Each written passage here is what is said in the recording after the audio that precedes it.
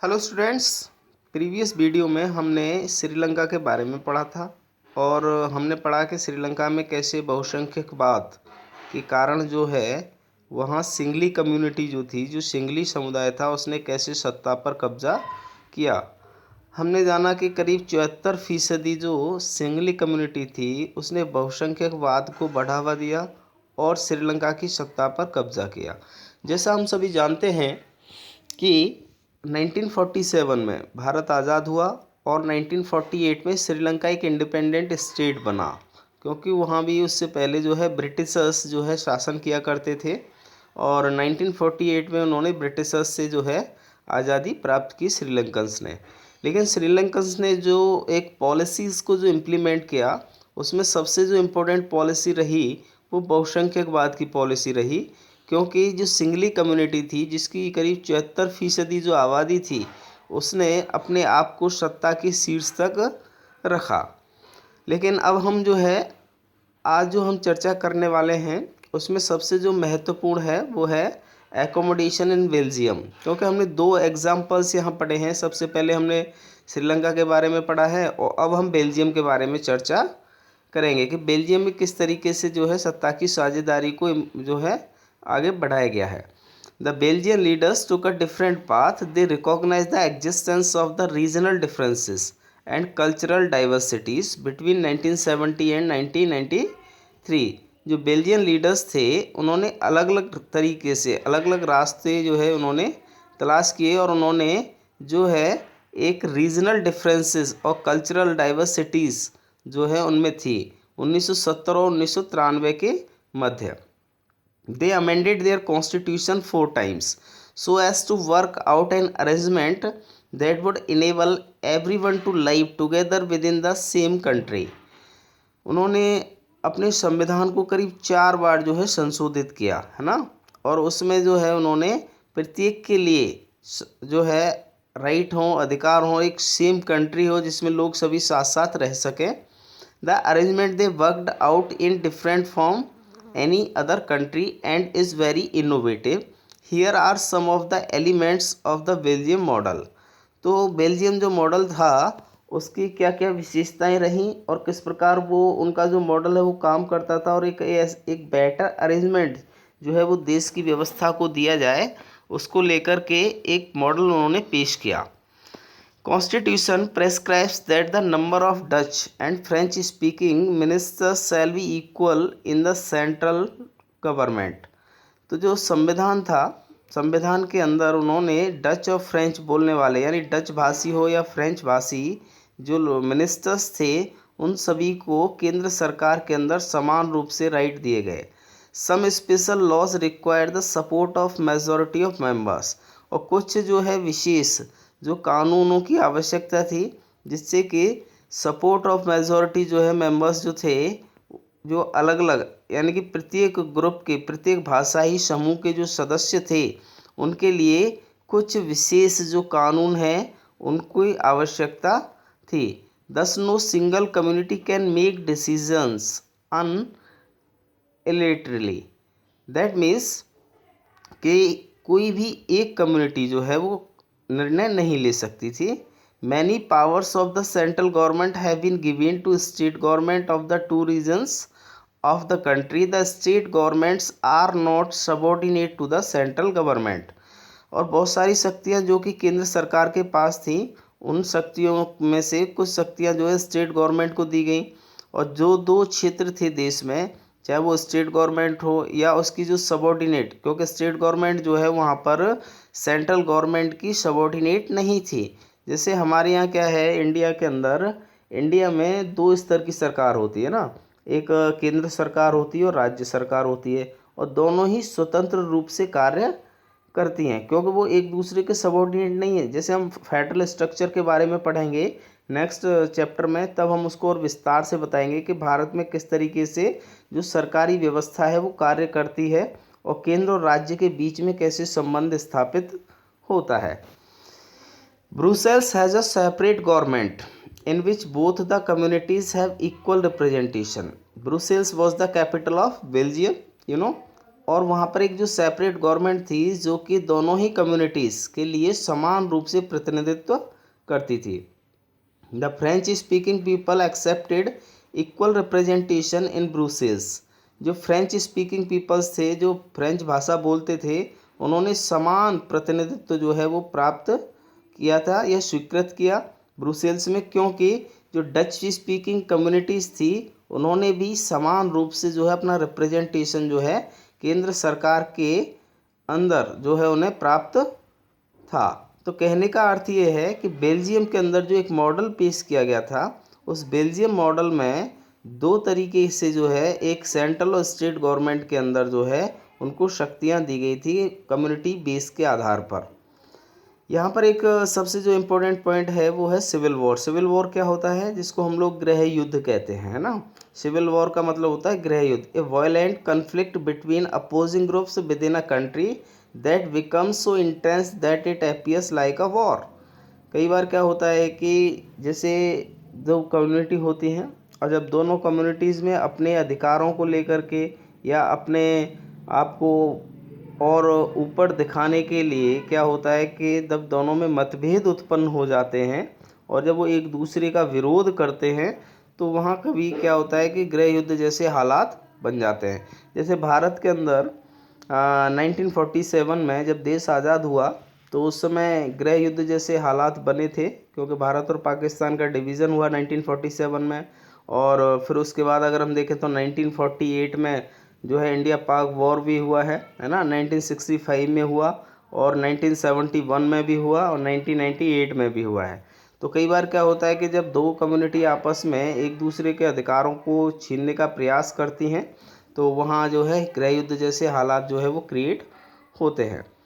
Apart from the central and the state government, there is a third kind of the government. This community government is elected by the people belonging to one language community, Dutch, French and German speaking, no matter where they live. This government has the power regarding cultural, educational and language related issues. इसके अतिरिक्त अगर हम देखें तो चाहे वो केंद्र सरकार हो या राज्य सरकार हो, उनके अलावा एक तीसरा जो अलग एक सरकार का रूप होता है जिसे हम कम्युनिटी गवर्नमेंट कहते हैं, यानी कि सामुदायिक सरकार, जिसको कि लोगों के द्वारा चुना जाता है, इलेक्ट किया जाता है और वो एक लैंग्वेज कम्युनिटी जो है यानी कि एक ही भाषा के जो लोग होते हैं या उनका जो समुदाय होता है उससे वो बिलोंग करती है। जैसे डच है, फ्रेंच है या जर्मन है, तो जिन जिन क्षेत्रों में वो लोग जो लोकल या कहें या हम कम्युनिटी गवर्नमेंट जो है वो फॉर्म किया करते थे जहाँ पर वो लोग रहते थे। ये जो सरकार थी उनमें जो पावर्स है वो किसके रिगार्डिंग थी, चाहे वो कल्चरल है, एजुकेशनल है या लैंग्वेज रिलेटेड इश्यूज़ हैं, ऐसे सभी मुद्दों को लेकर के जो है वहाँ पर सरकार का जो है निर्माण किया जाता था। You might find the Belgian model very complicated. It indeed is very complicated even for people living in Belgium, but these arrangements have worked well so far. They help to avoid civic strife between the two major communities and a possible division of the country on linguistic lines. When many countries of Europe came together to form the European Union and Brussels was chosen as its headquarters. तो जो Belgium का जो model रहा वो काफ़ी complicated रहा है ना, काफ़ी कॉम्प्लिकेटेड रहा और इसमें बहुत सारे ऐसे कॉम्प्लिकेशंस थे जिसमें लोग जो बेल्जियम में रहते थे उन्होंने इस अरेंजमेंट को अच्छे तरीके से वो कैसे कार्य कर सकता है और उन्होंने एक सिविक जो स्ट्राइफ था उसको अवॉइड करने का प्रयास किया। इसमें जो दो मेजर कम्युनिटीज़ थी उन्होंने कंट्रीज़ के डिवीज़न को एक तरीके से क्या किया, पॉसिबल बनाया और किस आधार पर, लिंग्विस्टिक लाइंस पर, है ना, यानी भाषाई आधार पर।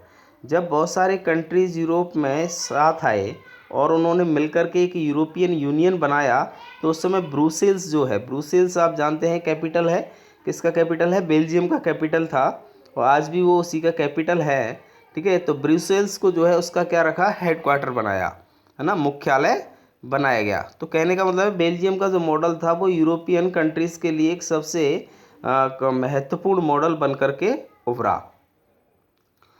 What do we learn from these two stories of Belgium and Sri Lanka? Both are democracies, है ना। तो हमने जो है इन दोनों कहानियों से क्या सीखा, ठीक है, चाहे वो बेल्जियम की कहानी हो या श्रीलंका की कहानी हो, दोनों ही क्या है, लोकतंत्र हैं। Yet they dealt with the question of power sharing differently. लेकिन यहाँ पर प्रश्न ये है कि इन दोनों में ही सत्ता की जो साझेदारी रही है वो अलग अलग है ना, डिफरेंट रही है। बेल्जियम में जो लीडर्स थे उन्होंने ये रियलाइज़ किया कि कंट्री को यूनाइट रखने के लिए, कंट्री के अंदर एकता रखने के लिए पॉसिबल है कि हमें सभी की फीलिंग्स का रेस्पेक्ट करना चाहिए, सभी की भावनाओं का सम्मान करना चाहिए और सभी लोगों का जिसमें हित हो, चाहे वो अलग अलग कम्युनिटीज़ हों, यानी कि सभी जो कम्युनिटीज़ हैं, चाहे वो फ्रेंच कम्युनिटी है, चाहे वो डच कम्युनिटी है या जर्मन कम्युनिटीज़ थी, उन और जो कि अलग अलग रीजन्स में जो लोग रहते थे, उन सभी के फीलिंग और इंटरेस्ट सबका रेस्पेक्ट किया जाना चाहिए। Such a realization resulted in mutually acceptable arrangement for sharing power. तो इस प्रकार का जो एक रियलाइजेशन रहा, उसका परिणाम ये रहा कि लोगों ने उसको एक्सेप्ट किया, उसको स्वीकार किया और पावर का डिस्ट्रीब्यूशन किया, सत्ता की साझेदारी की।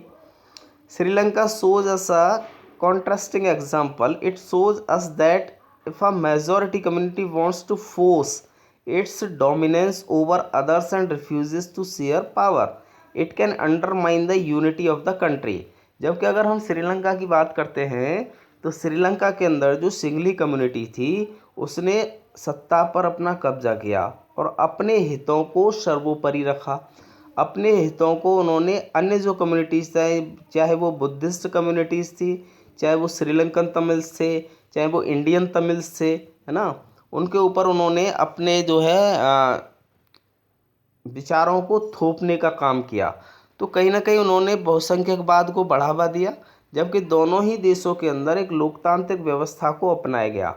लेकिन पावर शेयरिंग की जब हम बात करते हैं या सत्ता की साझेदारी की बात करते हैं तो बेल्जियम का मॉडल ज़्यादा बेहतर था श्रीलंका के मॉडल से।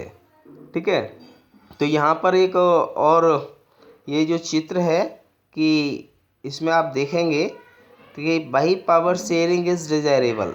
पावर शेयरिंग जो है वो वांछित क्यों है ना, यानी कि उसकी आवश्यकता क्यों है, वो वांछनीय क्यों है, और पावर शेयरिंग को हम कैसे जो है लोगों को किस तरीके से पावर के आधार पर, सत्ता की साझेदारी के आधार पर उनके बीच में पावर्स का डिस्ट्रीब्यूशन कर सकते हैं। किसी भी लोकतंत्र के लिए पावर शेयरिंग जो है वो सबसे इम्पोर्टेंट होता है। मैं एक उदाहरण आपको समझाता हूँ। भारत के संदर्भ में अगर हम उदाहरण लें, जब भी चाहे केंद्र सरकार का गठन होता है या राज्य सरकार का गठन होता है, सरकार जो होती है वो सभी जाति धर्म समुदाय के लोगों का प्रतिनिधित्व करती है किसी भी लोकतंत्र के अंदर। तभी तो हम कहते हैं कि democracy is a better form of the government. जो हमने 9th क्लास में पढ़ा था कि डेमोक्रेसी जो है वो एक फॉर्मेशन ऑफ द गवर्नमेंट होता है। और किसी भी लोकतांत्रिक व्यवस्था के अंदर जब हम पावर का बंटवारा करते हैं, पावर का डिस्ट्रीब्यूशन कैसे करें, तो वहाँ सभी समुदाय के लोग, सभी जाति धर्म वर्ग लिंग के लोगों को समान रूप से सत्ता में भागीदारी दी जाती है। तभी वो एक बेहतर पावर शेयरिंग का उदाहरण बनता है। ये कहानी उसको भी पढ़ लेना। अब हमारा ये जो लास्ट टॉपिक बचा है वो है हमारा फॉर्म ऑफ पावर शेयरिंग के। पावर शेयरिंग की कौन कौन से रूप होते हैं, तो इसमें सबसे पहले आज के अगर हम संदर्भ में बात करें तो जो मॉडर्न डेमोक्रेसीज़ हैं उसमें पावर शेयरिंग अरेंजमेंट है, उसमें बहुत सारे ऐसी फॉर्मेशंस हैं, तो उनको हम देखते हैं। तो सबसे पहले हम बात करेंगे power shared among different organs of the government, यानी सरकार के अलग अलग जो अंग होते हैं उनमें शक्तियों का बंटवारा किया जाता है। जैसे सरकार के 3 अंग होते हैं, लेजिस्लेचर होता है, एग्जीक्यूटिव होता है, जुडिशरी होता है, और इनसे मिलकर के ही सरकार का गठन होता है। तो late us call this horizontal distribution of power, इसको हम कहते हैं सत्ता का क्षैतिज वितरण। क्या होता है ये सत्ता का, इसको क्या कहा जाता है, क्षैतिज वितरण। क्योंकि ये जो है इसमें अलग अलग जो ऑर्गन्स हैं सरकार के वो एक ही लेवल पर जो है अलग अलग शक्तियों को क्या करते हैं, पावर को एक्सरसाइज करते हैं। जैसे कि separation ensures that none of the organs can exercise unlimited power. यहाँ पर कोई भी ऑर्गन जो है पावर्स का ज़्यादा इस्तेमाल नहीं करता है, ये कहीं ना कहीं एक दूसरे से अंतर संबंधित होते हैं, इंटर रिलेटेड होते हैं। जैसे एग्जीक्यूटिव होता है और आपका लेजिस्लेचर होता है और जुडिशरी होती है। तो लेजिस्लेचर क्या होता है, जैसे भारत के अगर संदर्भ में आप देखेंगे तो पार्लियामेंट जो है वो क्या है, कंट्री का लेजिस्लेचर होता है। तो पार्लियामेंट के पास क्या पावर्स हैं, वो कानून बनाती है पार्लियामेंट। एग्जीक्यूटिव का काम क्या है, उसको इम्प्लीमेंट करने का काम है ना, एग्जीक्यूटिव उसको इम्प्लीमेंट करता है। और जुडिशरी का काम क्या है, उसको फॉलो कराना है। तो कहने का अर्थ यह है, तीनों ही ऑर्गन्स के बीच में पावर्स को हॉरिजॉन्टली क्या किया गया है, डिस्ट्रीब्यूट किया गया है। और प्रत्येक जो ऑर्गन्स होता है वो एक दूसरे की पावर्स को चेक करता है ना, किसी एक को ज़्यादा पावर्स नहीं दी गई हैं। This result is a balance of power among various institutions. Last year we studied that in a democracy even through ministers and government officials exercise power, they are responsible to the parliament और state assemblies. अभी मैंने पूरा आपको detail में बताया कि हमारे देश में चाहे वो पार्लियामेंट हो या वो स्टेट असेंबलीज हो, उनके पास लॉ बनाने का क्या है, कानून बनाने का अधिकार है। By the executive they can check the functioning of executive or laws made by the legislature।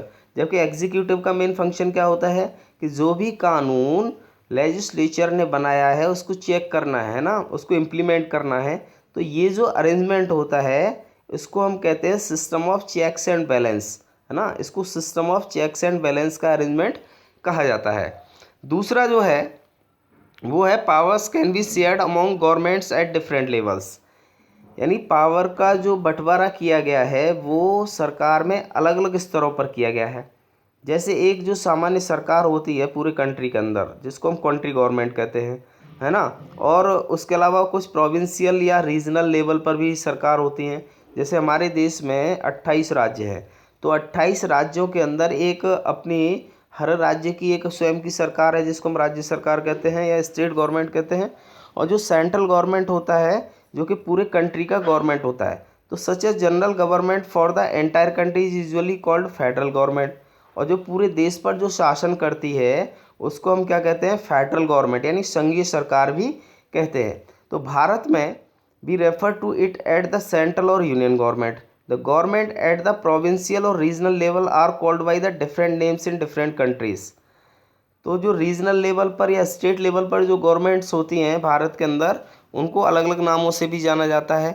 Bharat में जो है हम इन्हें स्टेट गवर्नमेंट्स कहते हैं। तो ये जो सिस्टम होता है वो ऑल कंट्रीज़ के द्वारा फॉलो नहीं किया गया है। ये जो सिस्टम है स्टेट गवर्नमेंट का और सेंट्रल गवर्नमेंट का, सभी देशों के द्वारा इसको लागू या इसको अपनाया नहीं गया है। केवल जिन कंट्रीज़ के अंदर जहाँ पर फेडरल सिस्टम इम्प्लीमेंट है, क्योंकि हम अगले अध्याय में फेडरलिज्म के बारे में पढ़ेंगे कि किस तरीके से फेडरल स्ट्रक्चर काम करता है, तो ये इसके बारे में बताया गया है। तो जो अलग अलग जो लेवल्स होते हैं सरकार के, वो सभी लेवल, चाहे वो सेंट्रल लेवल होता है, स्टेट लेवल होता है और एक लोकल लेवल होता है जिसको हम स्थानीय सरकार भी कहते हैं। चाहे हम बेल्जियम का मॉडल ले लें हैं, और जब हम श्रीलंका के बारे में कहते हैं, तो ये जो फेडरल जो डिवीज़न होता है पावर्स का, यही एक ऐसा प्रिंसिपल है जो कि लेवल्स ऑफ गवर्नमेंट को एक्सटेंड करता है, उसको बढ़ाता है lower than the state government. तो such as the municipality and panchayat, let us call division of powers involving higher and lower levels of the government, vertical division of the power, we shall study these at some length in the next chapter। यानी अगले अध्याय में मैंने अभी आपको बताया कि उसके बारे में और विस्तार से हम अध्ययन करेंगे। लेकिन हम थोड़ा सा समझ लेते हैं कि हमारे देश में भी 3 स्तर की सरकार है। पहला जो होता है जिसको हम सेंट्रल गवर्नमेंट, यूनियन गवर्नमेंट या फेडरल गवर्नमेंट या कंट्री गवर्नमेंट कहते हैं, जो कि पूरे देश पर शासन करती है। उसके अलावा जो स्टेट गवर्नमेंट्स होती हैं, यानी 28 हमारे यहाँ राज्य हैं इस समय, तो हर राज्य के अंदर जो राज्य सरकार है। और तीसरा जो होता है जहाँ पर लोकल लेवल पर लोगों को जो पावर्स दी गई हैं और वो लोकल गवर्नमेंट्स का जो है वो इलेक्ट करते हैं, उनको चुनते हैं स्थानीय स्तर पर। तो उसमें 2 तरीके की होती है जिसको हम अर्बन गवर्नमेंट कहते हैं और रूरल गवर्नमेंट कहते हैं। उसके बारे में हम विस्तार से हम अगले अध्याय में जो है पढ़ेंगे। तीसरा जो होता है पावर्स को जो है वो हम अलग अलग सोशल ग्रुप्स में भी जो है डिवाइड कर सकते हैं, जैसे कि रिलीजियस और लिंग्विस्टिक ग्रुप्स होते हैं। तो कम्युनिटी जो गवर्नमेंट थी बेल्जियम के अंदर, एक सबसे गुड एग्जांपल, एक सबसे अच्छा उदाहरण है इस अरेंजमेंट का, कि वहाँ पर जो है कम्युनिटी गवर्नमेंट के जो है बीच में जो है पावर्स को डिस्ट्रीब्यूट किया गया है। कुछ कंट्रीज़ के अंदर जो है कॉन्स्टिट्यूशनली और लीगली अरेंजमेंट होते हैं, जहाँ पर कि सोशल जो सामाजिक रूप से जो कमज़ोर वर्ग होता है या महिलाएं होती हैं उनको लेजिस्लेचर में और एडमिनिस्ट्रेशन में रिप्रेजेंटेशन दिया जाता है। पिछले साल हमने इसके सिस्टम के बारे में पढ़ा था, रिजर्व्ड कॉन्स्टिट्यूएंसीज के बारे में, कि जहाँ पर उनको आरक्षण प्रदान किया जाता है, महिलाओं को आरक्षण दिया जाता है, या जो कमज़ोर वर्ग होते हैं समाज के उनको आरक्षण प्रदान किया जाता है, जैसे SC है, ST है, शेड्यूल कास्ट, शेड्यूल ट्राइब्स होते हैं। तो हमारे यहाँ खास करके जो लोकल बॉडीज़ के इलेक्शन होते हैं वहाँ पर इनको जो है आरक्षण रखा गया, 33% आरक्षण वहाँ पर उनको महिलाओं को दिया जाता है। तो पार्लियामेंट के अलावा जो अलग और भी जो लोकल कम्युनिटीज़ की जो गवर्नमेंट होती है वहाँ पर ये सब किया जाता है। तो इस प्रकार का जो अरेंजमेंट होता है वहाँ जो है सरकार में और एडमिनिस्ट्रेशन में उनको एक स्पेस प्रदान किया जाता है, जिससे कि जो अलग अलग जो सोशल ग्रुप्स होते हैं उनको जो है शक्तियाँ दी जा सकें। तो इस प्रकार से जो है ये तीसरा पार्ट इसका कंप्लीट होता है। और लास्ट और चौथा अगर हम कहें कि किस प्रकार से जो है पावर्स को अलग शेयर किया गया है या डिस्ट्रीब्यूट किया गया है, तो उसको अगर हम देखें तो जो पॉलिटिकल पार्टीज़ होती हैं, प्रेशर ग्रुप्स होते हैं और मूवमेंट्स होते हैं ना, ये भी कहीं ना कहीं एक नियंत्रण स्थापित करते हैं, अपना प्रभाव स्थापित करते हैं। पावर्स जो पावरफुल जो सरकार होती है, सरकार के ऊपर कैसे उनके ऊपर एक प्रेशर क्रिएट किया जाता है, तो वो प्रेशर ग्रुप्स के माध्यम से पॉलिटिकल पार्टीज़, चाहे वो अपोजिशन पॉलिटिकल पार्टीज़ होती हैं या बहुत सारे ऐसे मूवमेंट चलाए जाते हैं जिसके माध्यम से सरकार के ऊपर एक प्रेशर क्रिएट किया जा सके। लोकतंत्र के अंदर जो जितने भी जो नागरिक होते हैं उनको ये अधिकार होता है, उनको ये स्वतंत्रता प्राप्त होती है कि वो अलग भिन्न भिन्न तरीके से जो है पावर्स को कंटेन करते हैं। और आज की जो कॉन्टेम्प्रेरी डेमोक्रेसीज हैं, समकालीन अगर हम लोकतंत्र की बात करते हैं तो इसमें बहुत सारे ऐसे कंपटीशन भी होते हैं जहाँ पे अलग अलग पार्टियाँ जो हैं इलेक्शन में पार्टिसिपेट करती हैं। और ये जो कंपटीशन होता है वो ये इंश्योर करता है कि पावर किसी एक के हाथ में नहीं होनी चाहिए ना। और क्योंकि पावर्स को जो है अलग अलग पॉलिटिकल पार्टीज़ और अलग अलग जो आइडियोलॉजीज़ के जो लोग होते हैं और जो सोशल ग्रुप्स होते हैं उनके बीच में कैसे उनका बंटवारा किया जा सकता है। Sometimes the kind of sharing can be direct when two or more parties form an alliance or contest election. तो इसको हम कहते हैं, कई बार क्या होता है आपने चुनाव में देखा होगा कि एक से अधिक पॉलिटिकल पार्टी मिलकर के इलेक्शन में पार्टिसिपेट करती हैं, यानी वो गठबंधन कर लेती हैं। चुनाव से पहले का जो प्री पोल अलायंस होता है और एक पोस्ट पोल अलायंस होता है, तो बहुत सी पॉलिटिकल पार्टी क्या करती हैं, प्री पोल अलायंस करती हैं, और प्री पोल अलायंस करने के बाद वो चुनाव में जाती हैं, और अगर वो चुनाव जीत जाती हैं तो दोनों मिलकर के क्या है वो पावर का यूज़ करती हैं, पावर का उपयोग करती हैं। तो लोकतंत्र के अंदर जो है हम ये भी पाते हैं कि कई बार क्या होता है, जितने भी हित समूह होते हैं, चाहे वो प्रेशर ग्रुप्स होते हैं जैसे बिजनेसमैन हैं या ट्रेडर्स हैं, इंडस्ट्रियलिस्ट हैं, फार्मर हैं, इंडस्ट्रियल वर्कर्स होते हैं, तो ये इन सबको वो टारगेट करते हैं। और उनमें सरकार जो होती है, जिसके पास पावर है, जो सरकारी मशीनरी का जो उपयोग करते हैं, तो उनमें जो है गवर्नमेंटल कम्युनिटीज़ होती हैं और उनका कहीं ना कहीं इन्फ्लुएंस रहता है, जो है उनका काफ़ी प्रभाव रहता है डिसीजन मेकिंग प्रोसेस के अंदर। कई बार देखा होगा, अभी रिसेंटली एक मूवमेंट चल रहा है देश में, फार्मर्स मूवमेंट चल रहा है। तो फार्मर्स जो है वो कहीं ना कहीं सरकार के ऊपर प्रेशर बना सकें, तो प्रेशर बनाने के लिए केवल फार्मर्स के अलावा जो ट्रेडर्स हैं यानी कि व्यापारी हैं और भी जो मजदूर वर्ग हैं या अन्य जो अलग अलग सेक्शंस के लोग हैं वो उन फार्मर्स को भी सपोर्ट कर रहे हैं, जिससे कि सरकार के ऊपर एक प्रेशर क्रिएट किया जा सके। तो बहुत सारे ऐसे ग्रुप्स होते हैं सोसाइटी में जो कि प्रेशर ग्रुप के रूप में काम करते हैं। पॉलिटिकल पार्टीज होती हैं वो भी प्रेशर ग्रुप्स के रूप में काम करती हैं। तो पावर्स को कैसे डिस्ट्रीब्यूट किया जाता है वो सब हमने इसमें पढ़ा है। तो कहने का अर्थ ये है, पावर शेयरिंग एक बहुत ही इम्पोर्टेंट पार्ट होता है किसी भी लोकतंत्र के अंदर, और किस तरीके से समाज में, सोसाइटी के अंदर लोगों के बीच में कैसे पावर्स को डिस्ट्रीब्यूट किया गया है और अलग अलग स्तरों पर, वो सब हमने इसमें आपको बताया है। तो यहाँ पर ये आपका चैप्टर क्या होता है, फिनिश होता है।